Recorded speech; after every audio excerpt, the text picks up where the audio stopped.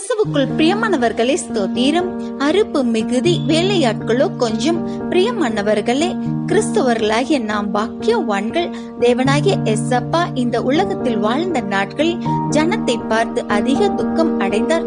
ஜனம் ஆறுதல் அடையும், தேற்றப்படவும், சமாதானம் சொல்லவும், புத்தி சொல்லவும், அவர்களை வழி நடத்தவும் மேய்ப்பன் இல்லாத ஆடுகள் போல் ஜனம் இருப்பதை கண்டு அதிகமான சீஷர்களை ஏற்படுத்தி ஜனத்துக்கு நன்மை செய்யவும், அவர்களை தேவ திட்டத்துக்கு நேராக நடத்தவும் ஊழியக்காரர்களை ஏற்படுத்தினார்.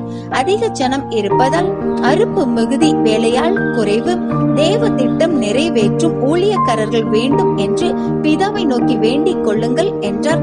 நமக்கும் ஊழியம் கொடுக்கப்பட்டு உள்ளதுங்க.